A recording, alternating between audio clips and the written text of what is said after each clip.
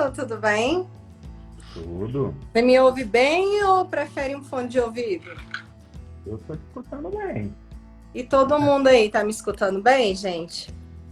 Olá, Josemi, boa noite. Adriano, boa noite. Gente, todo mundo me escuta bem ou precisa de um fone? Respondam para mim, por gentileza. Tá bom, né, Rosângela? Ótimo, Para mim tá bom. Não precisa de fone, não. E aí, como é ótimo. que você está? Tudo bem? Eu tô bem. Gente, vocês não imaginam a emoção que eu estou aqui hoje, né? Na verdade, professor Francion, eu falava que essas lives excepcionais, elas estão me emocionando muito. Porque não que os outros também não tenham sido importantes, mas que as pessoas dessa semana são pessoas que lidaram assim diretamente com a história da minha vida. Então, por exemplo, cada um tem a sua parte dentro do meu progresso, dentro da minha história de vida. E você foi um dos meus professores, né? E todo dia aqui dessa semana os alunos têm acompanhado um pouco da minha história referente ao professor que eu chamo. Então eu separei aqui para você, para te mostrar, não sei se você lembra, faz um tempo, né?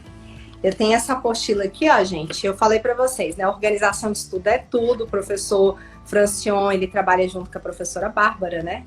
Tem aí o Duas Certas, nós que somos professores de lá, eu também sou professora de lá. Tem o método da aprovação, também o professor Francion estava semana passada com as 50 questões, eu estou nessa semana, então ele fala muito de planejamento, de organização de estudos.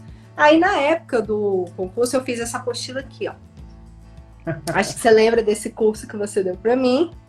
Lembro. Aí Lembro. aqui tem todas as disciplinas, né? Porque isso foi uma organização minha, tá encadernado. E aí aqui tá a parte de uma das disciplinas que o professor Francione dá aula. Aqui, ó. Ah, que legal. Aí eu Ainda fiz agora. uma capa. Aí quer ver? Ele dá a lei bonitinha aqui pra gente, ó. Aí, deixa eu virar aqui. Aí a gente logo tem a lei aqui.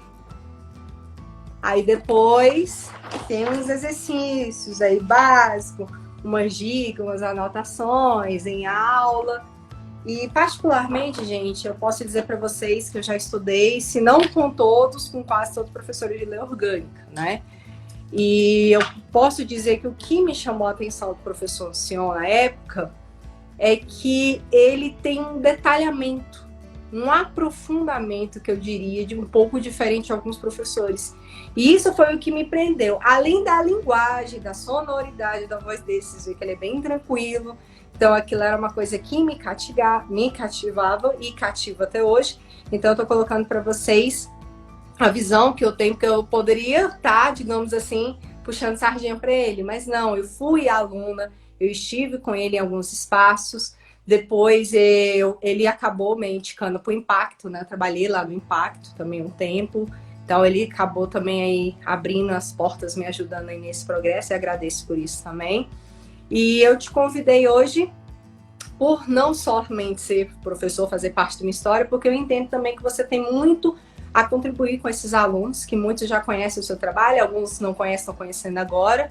E eu escolhi realmente uma live de um tema que você sabe que está dentro aí do conteúdo de professor substituto, mas que ainda ninguém fez uma live sobre, né? Então eu achei mais que importante. Talvez por não ter caído nenhuma questão, né, na última prova, a gente sabe disso, mas a gente não pode desprezar, porque não caiu na outra, mas pode cair nessa, né, professor? E aí, gente, para quem não sabe, professor Francion, ele é professor de cursinho, tá? Tanto presencial quanto online, agora está sendo mentor também, tá? De diversos preparatórios aí do DF. Atualmente ele está integrando um projeto aí mais consolidado com a equipe do Duas Certas, tá?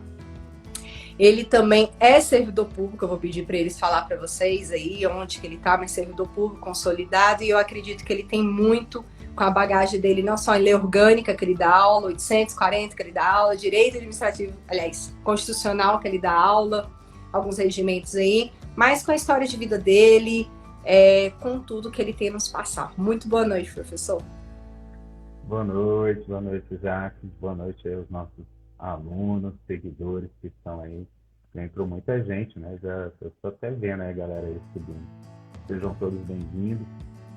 Eu sou o professor Francisco Santos, eu sou servidor público desde 1999, Tá? Atualmente trabalho no Ministério Público Federal, na Procuradoria Regional da República da Primeira Região.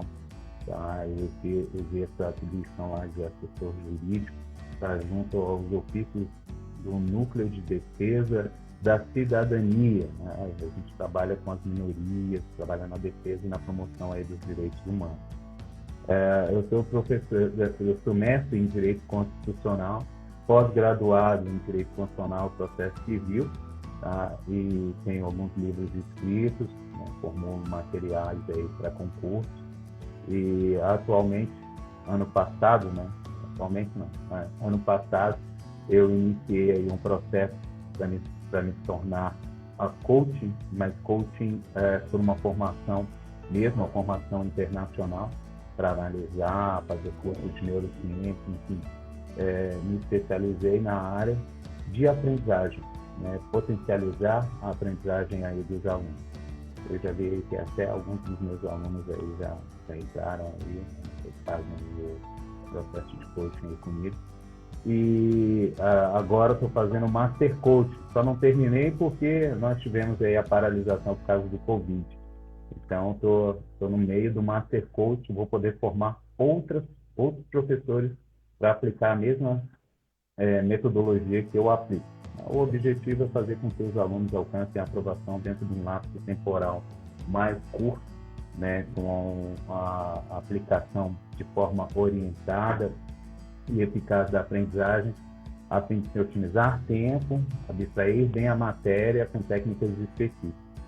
E o direito é minha vida, é o que eu trabalho, eu amo aquilo que eu faço. E a lei complementa, e assim, eu trabalho na órbita federal. Então, a minha especialidade, digamos assim, que eu amo de paixão, que é o que eu trabalho, é a Lei 8.112. Só que eu escrevi um material que é a Lei 8.112. Prof, fala só um pouquinho mais alto, que o pessoal está falando que tá o áudio está baixo. Está baixo? Porque o meu áudio é aumentar aqui o volume. E aí, vamos ver se melhora aí. E aí eu utilizo o comparativo entre as duas, a Lei 8.112 e a Lei Complementar 840. O pessoal me diz aí se o áudio melhorou. E aí eu utilizo bastante, mas bastante a Lei 8.112. Mas, como algumas disposições são similares e aquilo que não é similar, a gente consegue aí agregar e consegue fazer um comparativo, né? Eu me aventurei na Lei Complementar 840. E aí já vou adiantar para vocês, não tem para onde fugir, a Lei Complementar 840 é cobrada, grande mestre aí, Paulo Securi, faz aí comigo o processo de coach também lá na Febracis. Então aí, boa noite para vocês. Pessoal, vê se melhorou o som, tá? Se o som tá melhor, Para mim tá bom. Tá beleza. Então, a Lei Complementar 840 não tem para onde você fugir. Você vai se deparar com a Lei Complementar 840 toda vez que você for fazer concurso distrital.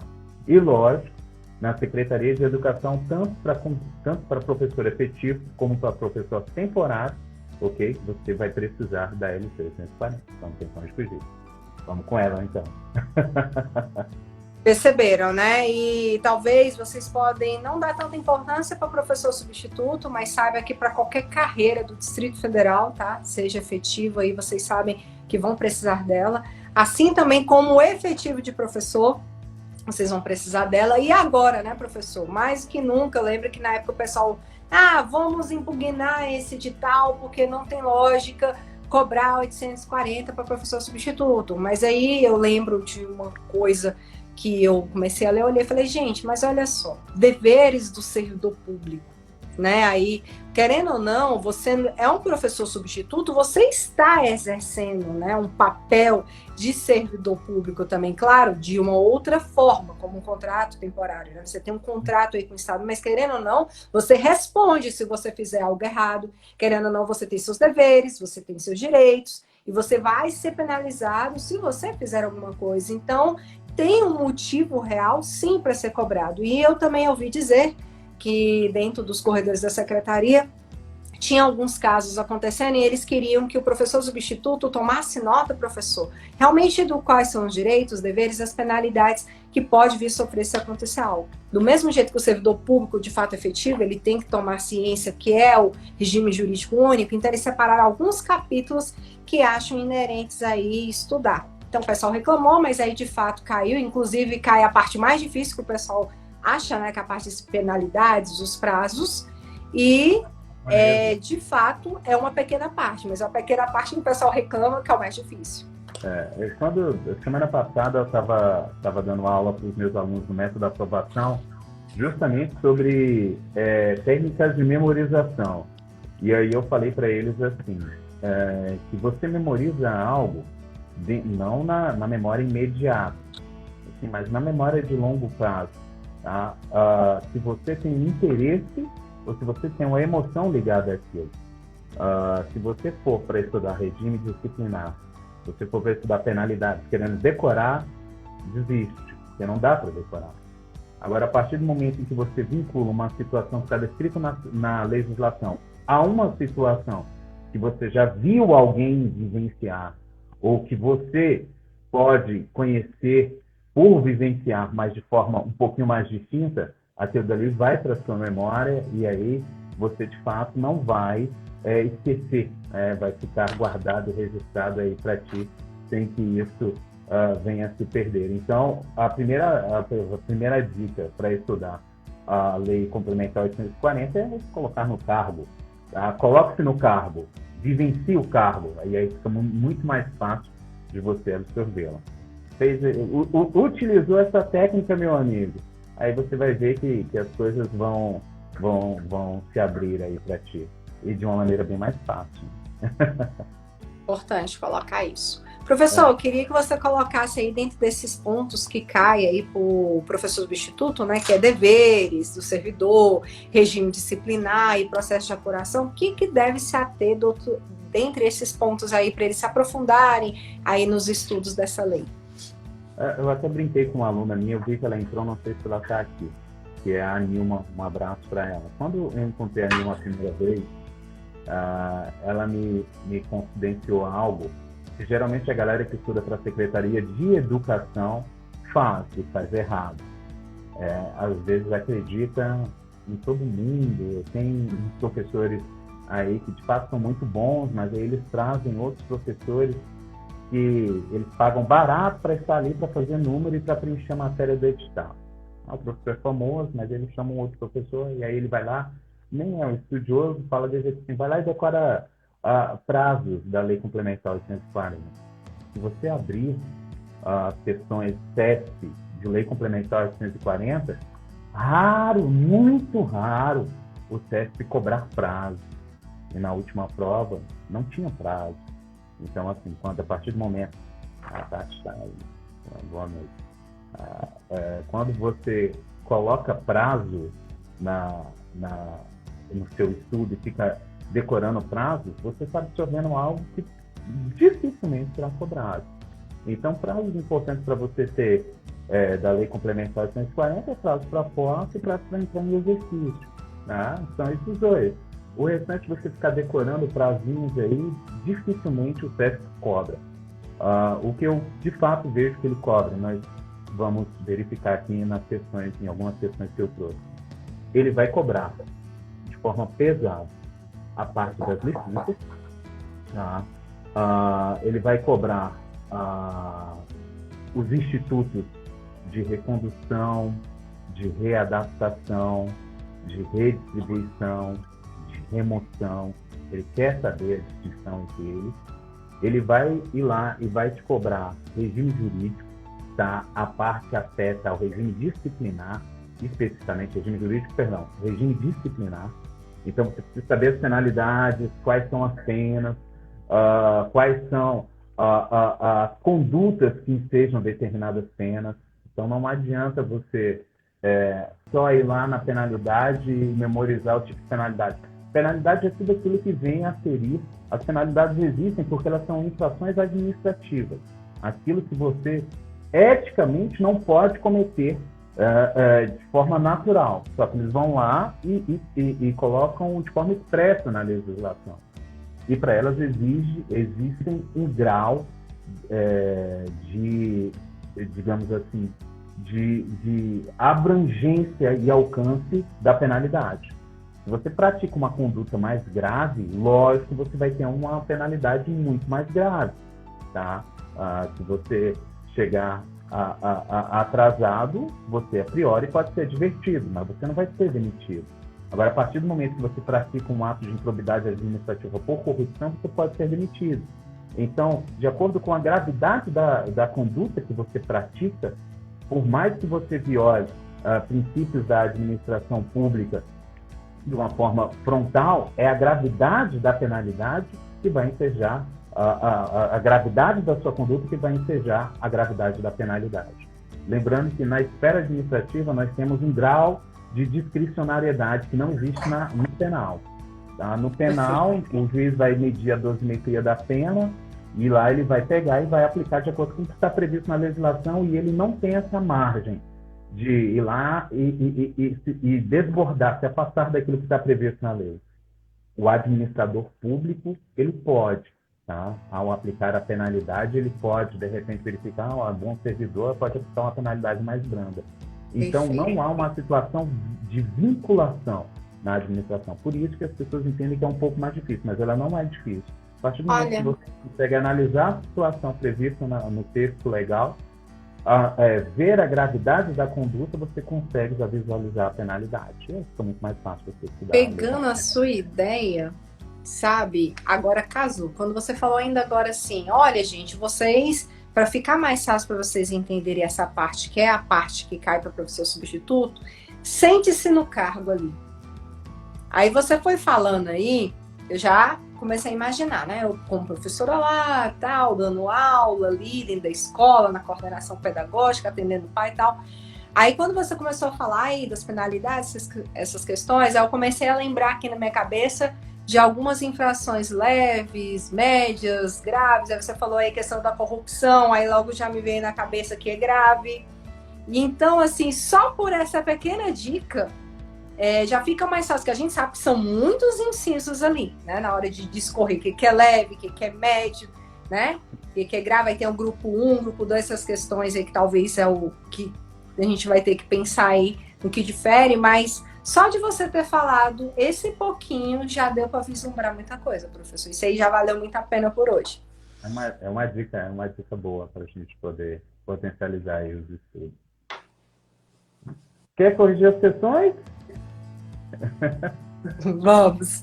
Vamos lá. Eu trouxe a primeira questão. Essa primeira questão, ela é muito interessante, porque as pessoas às vezes pensam que estão de licença, podem fazer o que bem entender.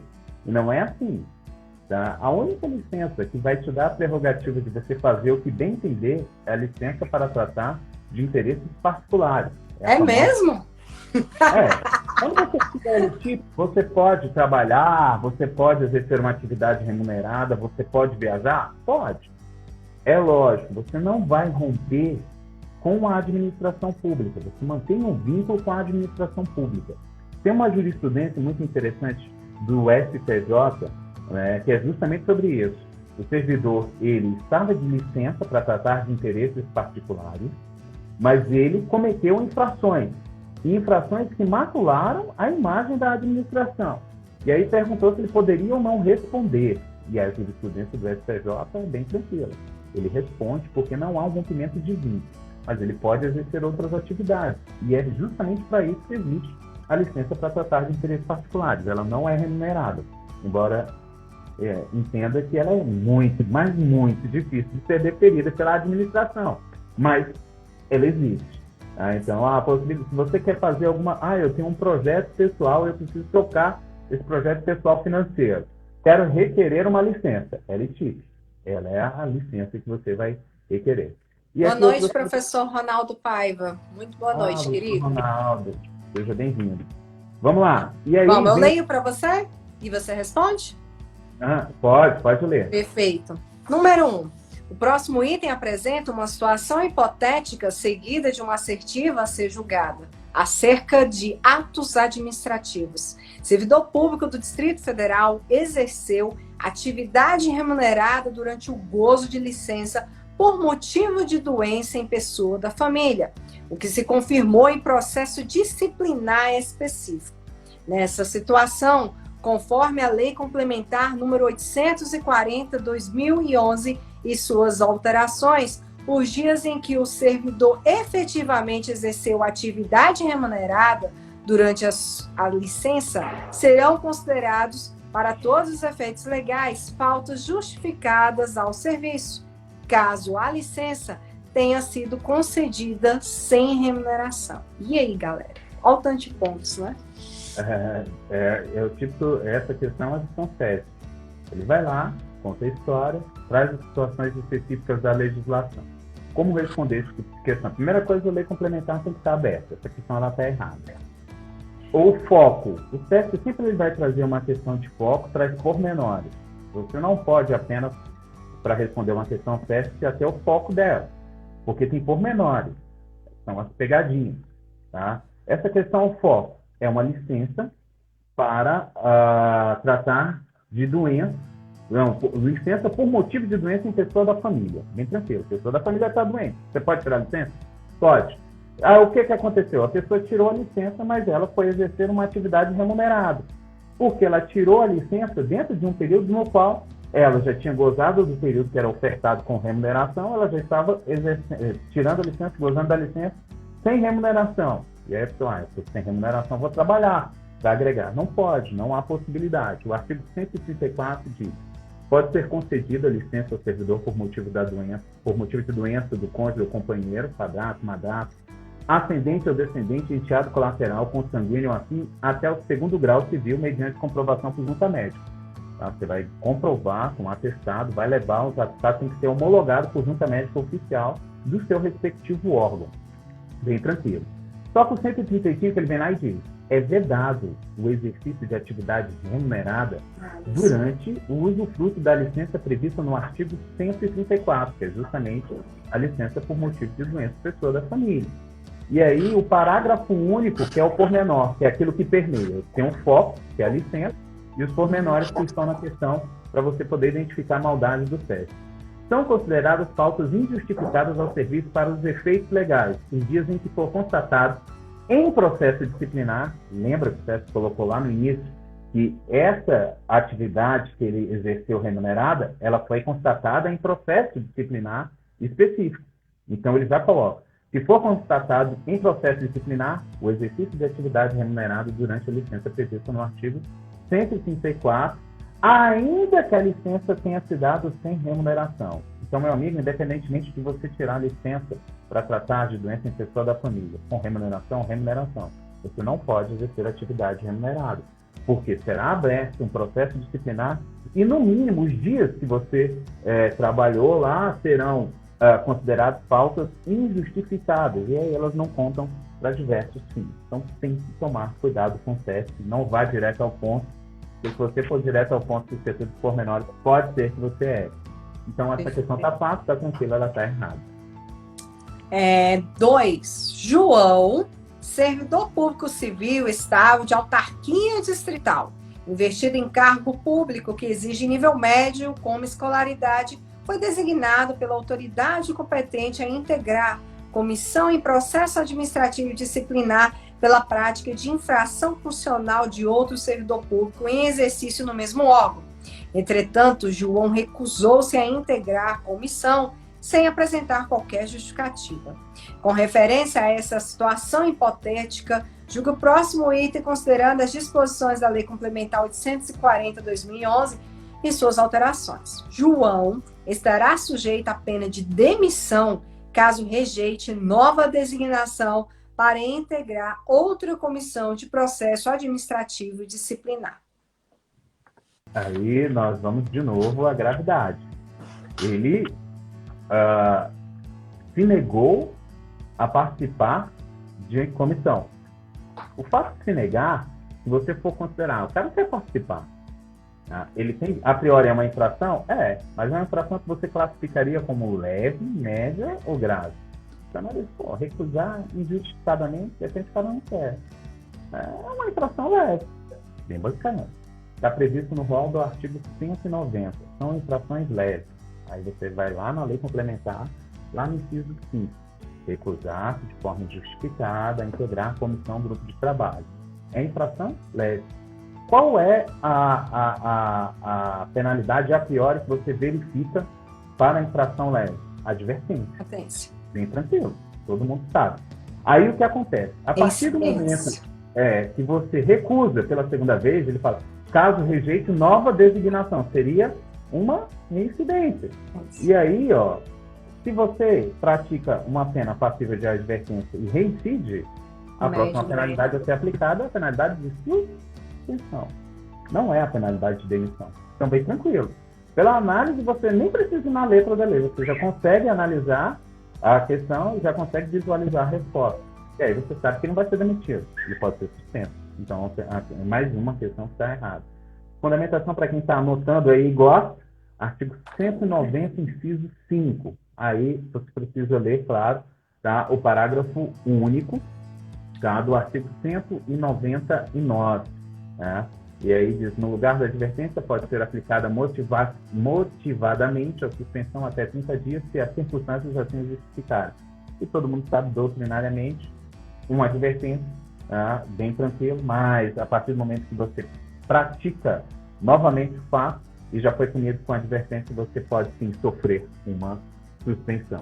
E aí a autoridade administrativa imediata pode aplicar a suspensão até 30 dias, lembrando que se for uma suspensão até 30 dias, não há necessidade de instauração de processo administrativo disciplinar. Uma sindicância em autoração autoriza a autoridade, né, a autoridade imediata que aplica. Agora, se for uma penalidade, suspensão acima de 30 dias, aí tem que ser processo administrativo disciplinar, e aí a chefia é a chefia do órgão, né, a chefia da instância, a PO. Bacana? Muito legal esse ponto. Léo, obrigado pelo elogio, querido. Vamos lá. 3, gente. Então, 1 errado, 2 errado, né? Para quem chegou um pouquinho depois. 3. Com base nas disposições do regime jurídico dos servidores públicos civis do Distrito Federal, das autarquias e das fundações públicas distritais, Lei Complementar número 840, 2011, suas alterações, julgo o item a seguir. Servidor público concursado que sofrer acidente que lhe reduza a capacidade de trabalho, sendo essa condição comprovada em inspeção médica, deverá ser readaptado para exercer atividades compatíveis com a sua limitação, conforme a habilitação do concurso público que houver prestado, sem diminuição de sua remuneração. Perfeito. Aí nós vamos para os institutos. Lembra que eu falei ministro, que o CSP gosta? E às vezes as pessoas confundem remoção com readaptação, com reintegração, recondução. Com recondução. Então não fique no tu vai lá, oh, meu Deus, que confusão. Vamos começar na situação de remoção. A partir da remoção do servidor, entendeu? Você está em um local de lotação e passa a exercer a sua lotação em outra localidade. Então, a remoção é do servidor, bem tranquilo e fácil. A possibilidade de remoção acontecendo no mesmo órgão, bem tranquilo, ou remoção de um servidor para outro órgão. Isso é importantíssimo. Às vezes as pessoas pensam que a remoção se dá na órbita do próprio órgão. Às vezes não. Por exemplo, um servidor que pediu posse em outro cargo inacumulável. Tá? Ele foi aprovado em um determinado concurso e é estável nesse concurso. Vamos pegar a professora Jaqueline, aprovada no concurso, tá? É estável no concurso de professora efetiva. E aí prestou concurso para pedagogia lá do Tribunal de Justiça do Distrito Federal e Território. Como ela é esperta, é minha aluna, ela não vai pedir a exoneração do cargo dela e se desvincular completamente do cargo dela de origem. Ela vai pedir posse em outro cargo inacumulável, porque ela é estável na Secretaria de Educação. Aí ela vai poder tomar posse lá no TJ. Caso ela seja inabilitada no estágio probatório do TJ, aí sim entra um instituto muito importante, que muita gente confunde, que se chama recondução, tá? Que é diferente da remoção. O que acontece com Jaqueline? Ela é reconduzida daquele cargo do TJDFT, que é uma outra esfera, em um outro órgão, de um outro poder, para o cargo que ela ocupava anteriormente. Então, eu não posso confundir o Instituto da Remoção com o Instituto da Recondução. Tá? Eles são institutos completamente diferentes. Tá? E nessa situação, quando você, prestando bastante atenção, você é reconduzido, o tempo em que você exerceu naquele órgão de forma anterior, ele continua a ser contabilizado. E o que você exerceu no órgão que você estava, no qual você foi inabilitado, ele é contado para fins de aposentadoria, mas ele não é contado para todos os efeitos, só se for na órbita do mesmo poder, e aí vai variar de cargo para cargo, e a situação é bem específica e está prevista nas respectivas legislações que organizam as carreiras. Nem na Lei Complementar 840 ela não está prevista. E você também não vai confundir com a reintegração. O Instituto da Reintegração é quando você vem a perder o seu cargo e por decisão judicial ou administrativa, recolocado nesse cargo. Essa recolocação nós chamamos de reintegração. Supor que você é estável e por uma determinada situação você veio a perder o seu cargo por processo administrativo disciplinar, transições julgadas. Só que você conseguiu provar que aquela demissão foi injusta, tá? E aí, na órbita judicial, com as respectivas provas, houve a determinação judicial para que você fosse recolocado no seu cargo. Essa recolocação nós chamamos de reintegração. A reintegração te coloca no cargo que você estava ocupando e, dependendo da situação, no posto no qual, se houver promoção de outras pessoas que tiverem ingressado com você, aquele que você deveria se encontrar, se em efetivo exercício estiver, com a devolução, nem a devolução, mas o pagamento de todos os valores que você deveria receber nesse período, né, atualizados monetariamente e corrigidos monetariamente. Só atenção, porque tem uma jurisprudência do STJ que diz que quanto mais você demora para realizar essa ação de reintegração, menos você vai conseguir, né, reembolsar. Aí o que acontece? Se você demorar demais para ingressar com a ação, a data vai ser contada no momento em que você ajuizou. E aí, vamos supor, você tenha sido demitido em janeiro de 2020. Você só ingressou com a ação em julho de 2020. Sendo reintegrado, esse período de janeiro a julho não será contabilizado. Então, meu amigo, se você sofrer uma situação de injustiça, né, não demore para procurar o seu advogado e ingressar com a ação, porque senão você vai estar perdendo dinheiro. Bacana? A readaptação, que é a da prova, é quando você, por uma limitação física, você vai exercer uma outra função, tá? Mas uma função que seja semelhante, análoga àquela que você desempenhava. E não pode ter redução dos valores, né? Diminuição da sua remuneração. Essa é a readaptação. Uma explicação rápida aí dos nossos institutos, para você não fazer confusão aí entre eles, né? Os nossos alunos estão aí acompanhando lá. Bacana, Jair? Bacana. A 3, então, gabarito, professor? Os Vinícius, você não falou, você explicou? É gabarito? Está correto. Correto. E a fundamentação, para quem gosta, está lá no artigo 277 da LC 840. Gente, no final dessa live aqui, tá lá para também precisar de um tempo, a professora Jaqueline ainda não jantou. Eu vou postar para vocês que o professor Francion, ele me deu já comentadíssimo, tá? E aí a ideia é que a gente faça aqui, mas depois vocês vão lá no meu Linktree, lá na bio mesmo, tá? Vai estar o material dele. Tanto esse, sem o gabarito que vocês baixaram, quanto o comentado, que aí fica com chave de ouro, perfeito? Então, vamos seguir. Então, 1, 2 errado, quem chegou depois, 3 correto, 4. Com base nas disposições do regime jurídico dos servidores públicos civis do DF, das autarquias e das fundações públicas distritais, lei complementar número 140/2011 e suas alterações, julgue o item a seguir. Em caso de servidor público que tenha se acidentado em serviço e necessite de tratamento especializado disponível exclusivamente instituição privada, o governo do Distrito Federal poderá ser responsabilizado pelos custeios desse tratamento. Importante. Essa questão está corretíssima, e pouca gente sabe.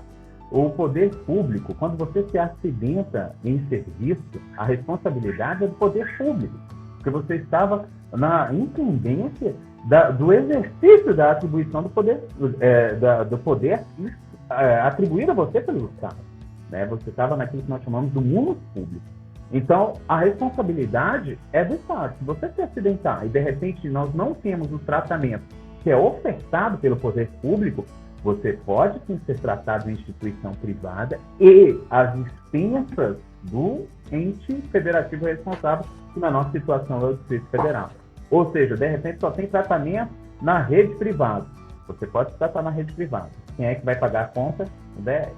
Tem previsão, professor? Tem. Artigo 276 da Lei Complementar 840, tá? Gabarito aí, certo? Perfeito. Interessante isso aí, porque eu nunca vi. Foi criação própria? Essa questão? Essa questão foi criação própria? Ela já foi cobrada. Ela já Nunca foi tinha cobrada. visto. Legal. Perfeito. Tá? Então, é interessante porque pouca gente sabe, né? Pensa que não, se não tiver eu o mesmo não tratamento sabia. na rede pública, não pode. Pode sim. E quem paga a conta é o DF. Vamos lá. 5. Com base nas disposições do regime jurídico dos servidores públicos civis do DF, das autarquias e das fundações públicas distritais, Lei Complementar número 840/2011 e suas alterações, julgue o item a seguir. Em se tratando de servidor que esteja respondendo a processo administrativo disciplinar em razão do cometimento de infração disciplinar, eventual pedido de exoneração do cargo ou de aposentadoria voluntária apresentado antes da conclusão do prazo para a defesa escrita deverá ser indeferido em qualquer hipótese. Regra, deverá ser indeferido. Mas aí já tem o ditado. Toda regra tem o quê? Exceção. Tem exceção. Se a autoridade instauradora autorizar, ele pode fazer o pedido dele. E aí vai ser deferido. Então, não é em qualquer hipótese. O em qualquer hipótese torna a questão errada. Bacana? Então, a autoridade instauradora do processo disciplinar, ela pode autorizar a exoneração a pedido ou a aposentadoria voluntária. De quem, Francion? Desse servidor que esteja respondendo ao processo administrativo disciplinar. Bacana? Perfeito. Então, bem tranquilo.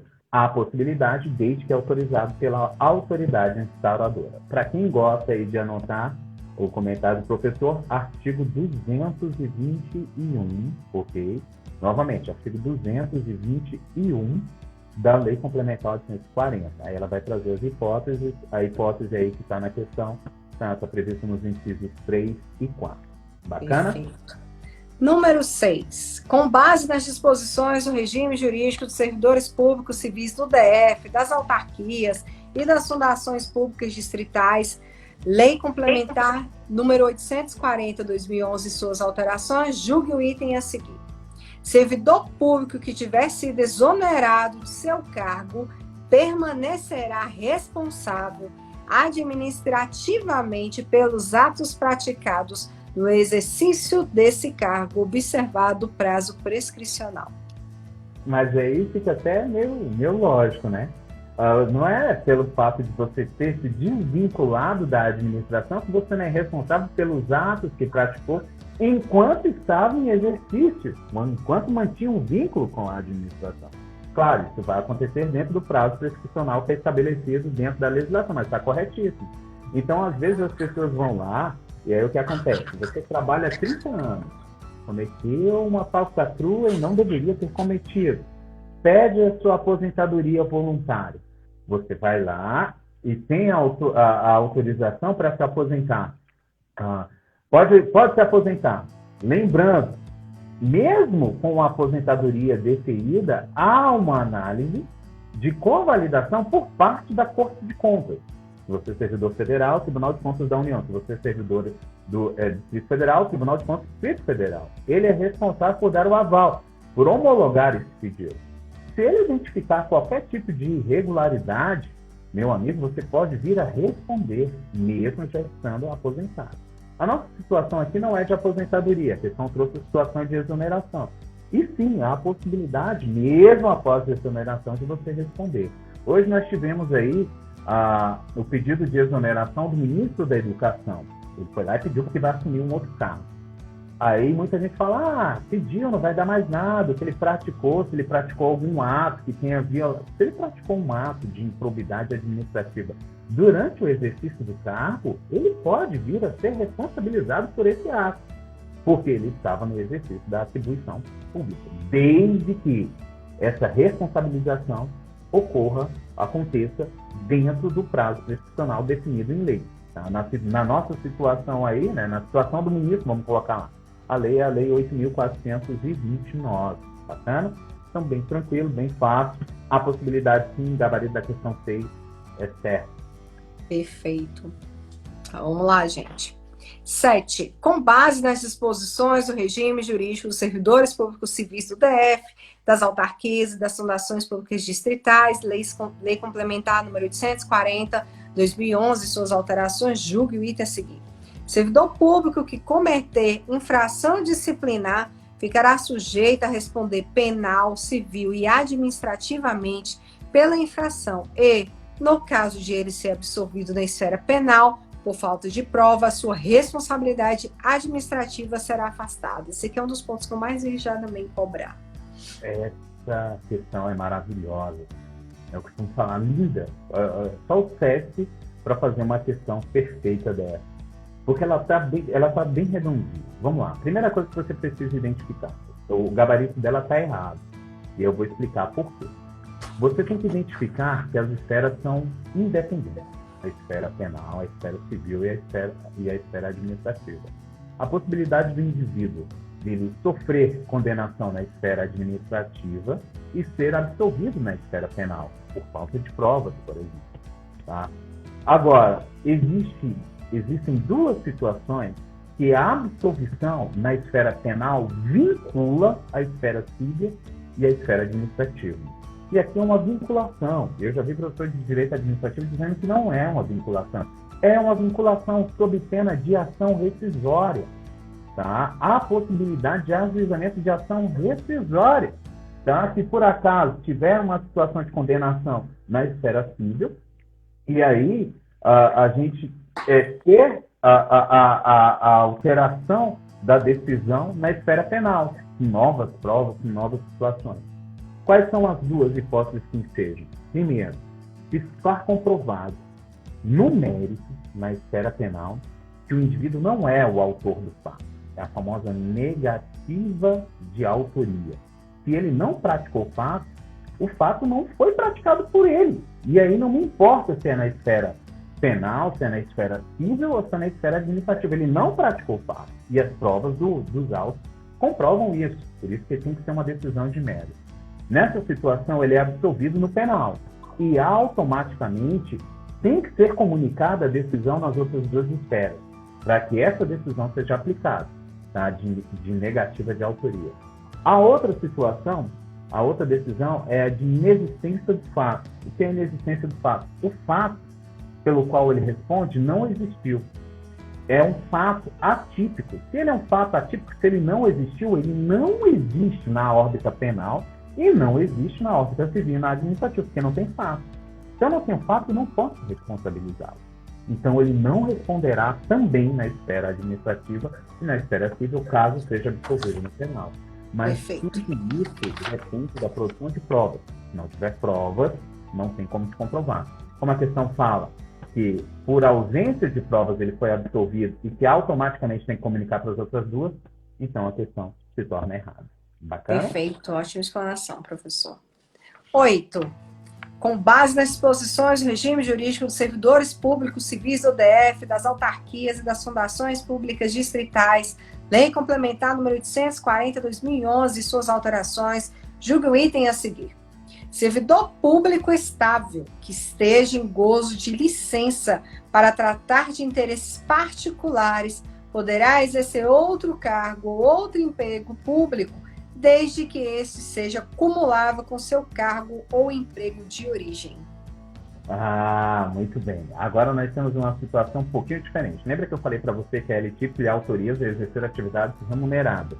Você está da LTIP, você pode exercer. De repente, você recebeu uma proposta para trabalhar no estrangeiro numa empresa privada. por um período de 1 ano, vamos supor. Você pede sua licença para tratar de interesses particulares.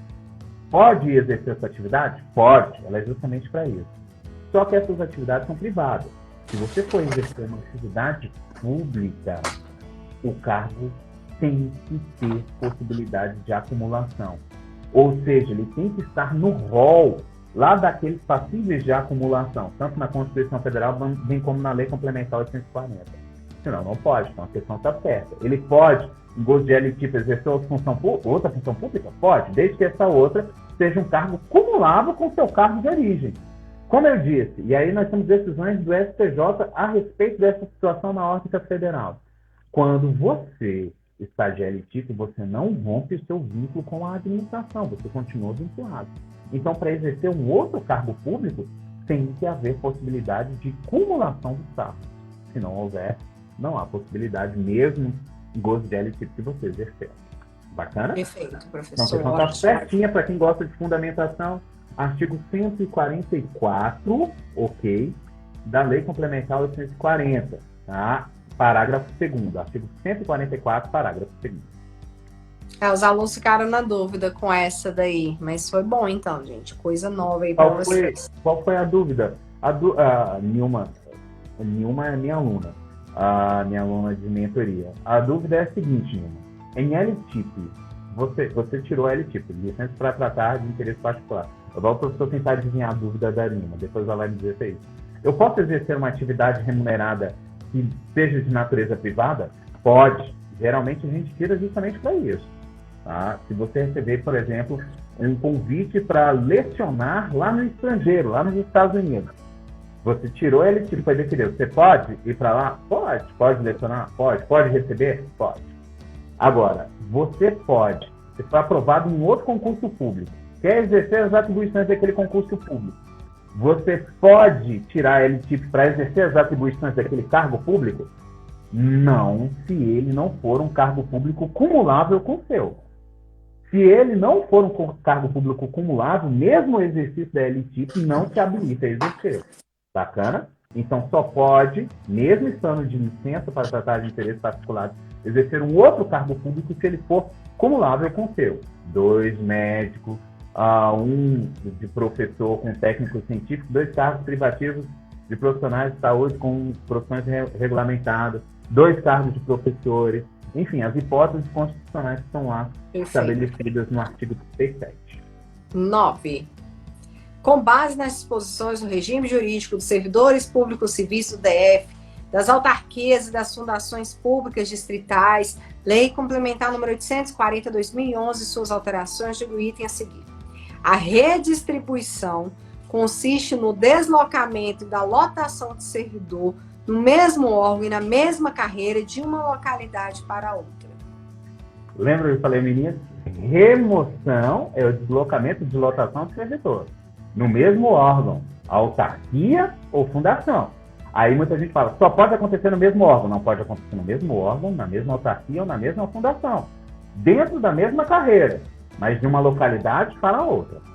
A redistribuição, não. A redistribuição é do cargo. Imagine uma cadeia. A cadeia é o seu cargo. Tá? Se você redistribui o cargo e ele está provido, o servidor vai junto. Entendeu? Vai o servidor sentado na cadeira. Porque a redistribuição é do cargo, é da cadeira. Então, eu posso redistribuir o cargo ele estando ocupado ou vago. Simples. Para o mesmo órgão, para outro órgão, para outra autarquia, para outra fundação, mas desde que seja do mesmo poder. Por quê? Porque aquele poder é o responsável, enfim, pela criação, pela responsabilidade, pelas atribuições daquele cargo. Então, a redistribuição é do cargo e ela é um pouquinho mais abrangente. A remoção é bem tranquilo, fácil, é do servidor. Então, toda vez que você pensar em remoção, servidor, no mesmo órgão, mesma autarquia, mesma fundação, na mesma carreira, mas de uma localidade para outra. A redistribuição, ela é do cargo. Ela pode acontecer com o servidor provendo aquele cargo ou com o cargo todo vago, tá? Só que ela vai ou para outro órgão, ou para outra autarquia, ou para outra fundação, mas do mesmo poder. Bacana? Perfeito. E a nossa última questão, gente, olha lá, 10. Com base nas disposições do regime jurídico dos servidores públicos civis do DF, das autarquias, das fundações públicas distritais, Lei Complementar número 840/2011 e suas alterações, julgue o item a seguir. Embora a Presidência da República Federativa do Brasil tenha a prerrogativa de requisitar que determinado servidor estável do DF seja colocado à disposição de algum de seus órgãos, o afastamento do servidor do cargo efetivo somente poderá ocorrer se estipulados a finalidade e o prazo para tal. A Presidência da República requisitou a possibilidade sim, de se ceder. E aí não há necessidade de se colocar a estipulação de finalidade do prazo. Tá? Então a questão está errada. Uma coisa importantíssima com relação a requisições. Quando você é requisitado, você passa a exercer as funções do cargo que você está exercendo. Se você foi requisitado com uma função de confiança da FP que você está exercendo. Então, você vai se vincular para fins de atribuições ao regime jurídico daquele órgão, tá? Que é o órgão cessionário. Nós temos o órgão cedente, que é o órgão que você fez concurso. Vamos colocar o professor Francion. O professor Francion, segundo sargento da Polícia Militar do Distrito Federal. É o meu órgão de origem, cedente. Só que eu exerço atribuições do Ministério Público Federal, que é o órgão cessionário. Então, a partir do momento em que eu estou exercendo atribuições no Ministério Público Federal, que é o meu órgão cessionário, eu me vinculo ao regime jurídico do órgão cessionário. Tá? Então, a Lei 8.112 rege, se eu cometer alguma infração disciplinar, eu responderei de acordo com a Lei 8.112, dentro do cargo em comissão no qual eu exerço. Então, uma coisa importante para os alunos, e isso daí eu vi de um professor famosíssimo. Exercício de cargo em comissão quando você é cedido não é hipótese de acumulação de cargos. Porque você não acumula cargos. Tá? Você vai exercer a função para a qual você foi requisitado. Tá? E ao exercer aquela função, você não exerce a anterior. Tá? Por exemplo, o professor Francion, barbudo e nem farda tem. Porque eu não exerço atribuições na Polícia Militar. Eu exerço atribuições no Ministério Público Federal, que é o meu órgão. Quando eu falo em acumulação de cargos, você tem que exercer as atribuições nos dois cargos que você está acumulando. É por isso que uma das exigências constitucionais é que tenha, sim, compatibilidade de horários. Então, quando você pensar em exercício de cargo em comissão, não vincule a acumulação de cargos, pois não é. Você, de fato, vai exercer o cargo e se torna servidor daquele órgão, que é o órgão cessionário. Tá? Você não rompe o seu vínculo efetivo, mas você se torna servidor daquele respectivo órgão com todas as prerrogativas, direitos e deveres do órgão ao qual você está vinculado, claro, exercendo um cargo de vínculo precário, tá? Que é de livre nomeação e exoneração. Ou seja, você não precisa colocar a finalidade para a qual você está sendo cedido e nem o prazo que você vai ficar cedido. Quando o órgão não quiser, ele te devolve. Tá? Então, aí é conveniência e oportunidade. Cargo em comissão tem um apelido, tá? Que no direito nós chamamos de cargo ad nutum. Então fica aí o apelido para vocês. Ad nutum, tá? Livre nomeação e livre exoneração são os cargos em comissão. Bacana? Perfeito. Professor Francion, 10 questões topíssimas, maravilhosas. Acho muito importante a gente falar sobre o assunto. Às vezes o pessoal despreza essa lei, ela é muito importante. Eu até sempre falo para o pessoal, né? Português é de praxe. Mas quanto mais você consegue aí, dentre as básicas, lei orgânica, que é uma lei tranquila aí de você conseguir seus pontos, estudar bem o 840, com certeza dá uma boa separada aí o joio do trigo, né? Eu tô colocando aqui, porque a minha colega, como é o nome dela? A Núbia, ad nutum. O ad separado no tom. Isso. Ad nutum, tá? De livre nomeação e livre exoneração. Tá? Eu não preciso fundamentar. Mas aí, lá vai, o professor fica lembra de uma coisa. Sabe o mal do jurista, que uma coisa coloca a outra? Você, para exonerar alguém, você não precisa fundamentar. Ou seja, você precisa só ir lá e exonerar. Quando você exonera alguém que você contratou para um cargo em comissão. Vou lá, contratei fulano para um cargo em comissão. Não gostei não. Vou lá e posso exonerar. Preciso dar um motivo para isso? Não. Eu preciso motivar o ato de exoneração. Só que você não precisa. Pode fazer? Pode. Se você motivar, os motivos precisam ser motivos legais, que esteja previsto em lei. Se você motivar e for de forma ilegal, gera uma teoria que nós chamamos de teoria dos motivos determinantes. A possibilidade de anulação do ato, mesmo ele sendo adinútil, em razão de uma ilegalidade constante numa motivação, que era facultativa, mas a partir do momento que você coloca, ela precisa estar alinhada com o que está previsto em lei, se for ilegal a passiva de anulação. Bacana? Perfeito. Gente, professor, faz aquela pose para os meninos agora tirar, eles postam aí, acaba marcando a gente nas redes sociais. Então, tira as fotos aí, gente. Pode tirar foto, obrigado. Já que agradeço bastante aí pelo convite, tá? Pensei que seria lei orgânica do DF. Falei, vamos chamar para lei orgânica, mas foi para lei complementar numa legislação que gosto bastante, tá? Sabe que pode contar comigo, gosto bastante de ti, te acompanhei no cursinho, vi aí o seu progresso, tá trabalhando aí com um professor que eu admiro bastante, que é o professor Arthur Lima, né, que tem uma parceria também com a gente aí do ACER. Então, isso para você, tá? Desejo muito sucesso lá na direção concursos aí, por essa carreira tão bonita, tão brilhante. E conte comigo, tá? Estou sempre às ordens aí, sempre que você precisar, os alunos precisarem, podem me chamar, que tem o Leonardo Flores aí, tá pedindo fazer outra de LLDS. Vou combinar depois de uma com a Jaque de LLDS. E digo mesmo, professor, saiba que eu tenho esse recíproco, esse respeito a você. Estou aqui, como estou lá no Doa Certas também, estou aí no método da aprovação também, aí, dentro do somatório de atividades. Precisar também de mim para qualquer coisa puder servir, pode contar comigo que eu estou aqui. Como sempre disse o sim, tá? Agradeço demais esse carinho, essa consideração. É muito bom a gente que um dia foi aluno e hoje somos colegas, ouvir esse carinho, ouvir essa admiração, ver todo esse caminho sendo trilhado, tá? Inclusive, já que você falou de Arthur Lima, amanhã, inclusive, é a nossa live com o professor Arthur Lima. Amanhã ele vai falar aí da importância, né, da carreira de professor, quais são os pontos importantes aí a ser estudados. Vai ser um bate-papo bem legal aí, como começar do zero, como ir do intermediário avançado. E ele que tem um gabarito, como o professor Francion falou, de muito tempo, e tem um trabalho consolidado. Preparem as perguntas de amanhã de vocês, só que amanhã não é às 21, é às 22 horas, justamente por conta que eu vou estar na live amanhã do Direção Concurso. Então, convido a vocês a estarem lá no canal do YouTube às 19 horas, que a gente vai corrigir exercício de conhecimentos pedagógicos de 2020 para professor, tá? Todos os exercícios a gente selecionou e o professor Oscar Cardoso vamos corrigir. E assim que terminar minha live, perto próximas 22, eu entro com ele aí, ficar uma hora aí para vocês tirarem todas as dúvidas. Professor, agradeço demais o carinho, a cortesia. Conte comigo, tá bom? Obrigada. Show de bola. E um aviso final para a galera, não deixem de estudar direito administrativo, tá? Eu costumo falar que se você tem um jardim de flores rosas, a branca se destaca, tá? Dentro de concursos da carreira de educação, lógico, conhecimentos pedagógicos é extremamente importante.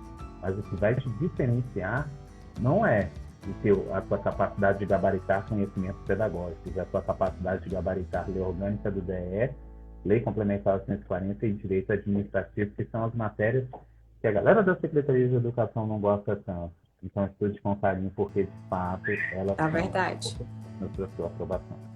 Beijo no coração. Obrigado, viu, Jaque? Tamo junto. Obrigada, professor. Tchau, tchau. Show de bola. Bom te ver aqui, Nilma. Bom ver aí todos os nossos alunos do professor Francion participando, interagindo, áudio, enfim. Vi muitos alunos aqui que fazem processo de mentoria, de coaching aí comigo. Obrigado aí pelo carinho. E aproveita, gente, segue as redes do professor Francion, tá? Qual é a rede, professor? Professor Francion _Santos, tá? Aqui no Instagram. Beijo pra Débora aí. Perfeito. Débora, e as minhas redes, gente, tem aí o meu canal do YouTube, professora Jaqueline Santos. Futuramente essa live do professor Francion vai estar lá. Tem vários vídeos aí para ajudar vocês aí com dicas, tá bom? E tem aí meu Instagram, professora Jaqueline Santos, também lá tem um link da bio, o Telegram, e eu vou postar para vocês depois dessa